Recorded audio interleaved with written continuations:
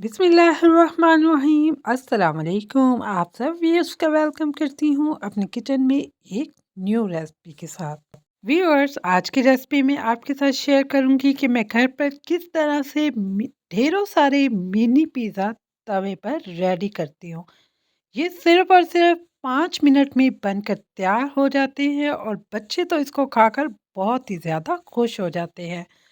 तो चलो चलते हैं, बिस्मिल्लाह करके शुरू करते हैं आज की रेसिपी। सबसे पहले मैंने यहाँ पर इसको एक्टिव करने के लिए 1 कप नीम गर्म पानी लिया था। नीम आजकल सर्दी का मौसम है तो नीम गर्म पानी में हमारी जो ईस्ट होती है वो बहुत ही ज़बरदस्त तरीके से एक्टिव होती है।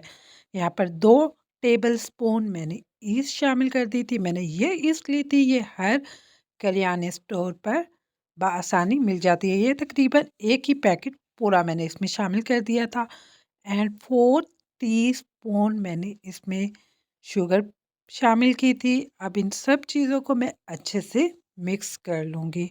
यहाँ पर मैं 3 पाव यानी कि पौना किलो आटा गूँध रही थी। उसके लिए 1 पैकेट ऑफ ईस्ट हम पूरा ही शामिल करेंगे। इन सब चीज़ों को अच्छी तरह मिक्स करने के बाद 2 से 3 मिनट तक मैंने इसको कवर करके रख दिया था ताकि हमारी ईस्ट अच्छे से एक्टिव हो जाए। तब तक हम अपने मैदे को अच्छे से छान लेते हैं।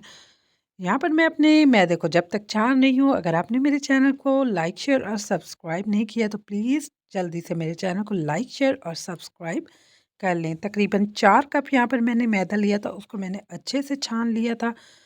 1 टीस्पून मैंने इसमें नमक शामिल किया था क्योंकि हम ज़्यादा मैदा ले रहे हैं तो 1 टीस्पून मैंने इसमें शामिल किया था। 1 टीस्पून ही मैंने इसमें बेकिंग पाउडर शामिल किया था।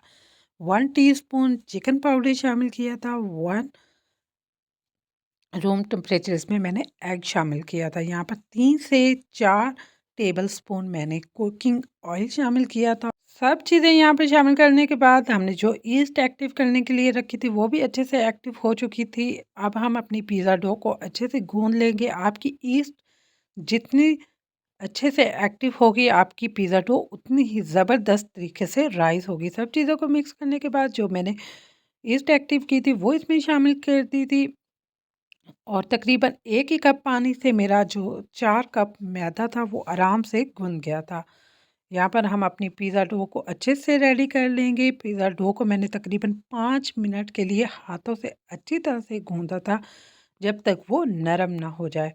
यहाँ पर हमारी डो नरम हो चुकी थी। अब मैं इसको तकरीबन 1 घंटे के लिए रेस्ट पे रख दूँगी। मैंने इसके ऊपर ऑयल लगा दिया था ताकि ये अच्छे से सेट हो जाए। यहाँ पर मैंने इसको कवर करके रख लिया था। जब तक हमारी डो सेट हो रही है तब तक हम अपना चिकन रेडी कर लेते हैं।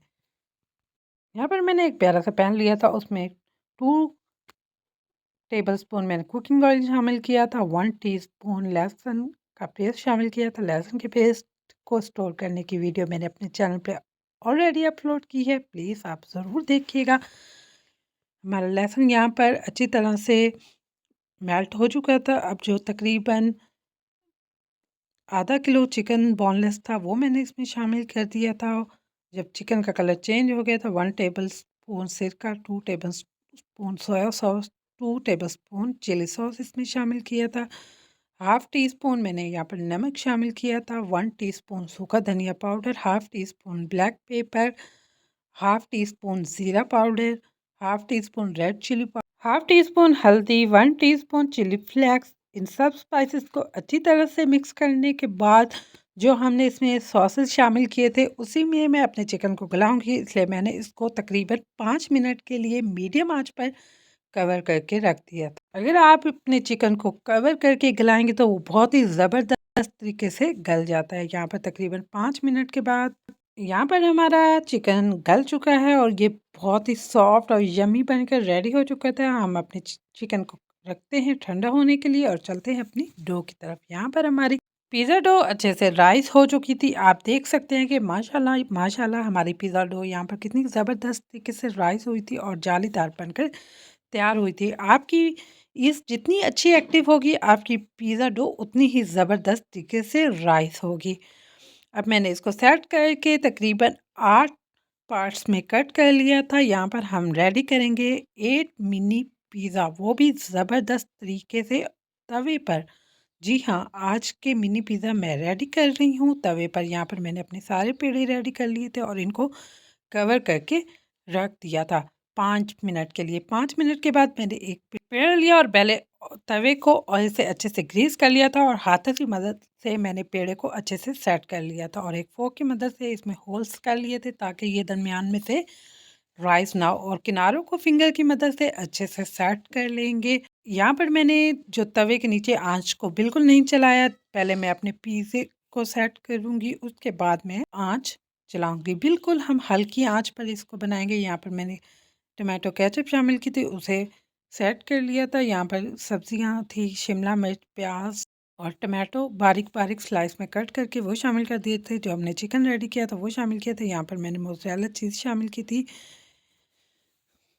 और यहाँ पे थोड़ा-सा ऑरिगेनो शामिल कर दिया था। यहाँ पर मैंने हल्की-सी आँच जला दी थी और किनारों को सर्दी से अच्छे से कोट कर दिया था और मैं इसको कवर करके रख दूँगी सिर्फ़ और सिर्फ़ 5 मिनट के लिए।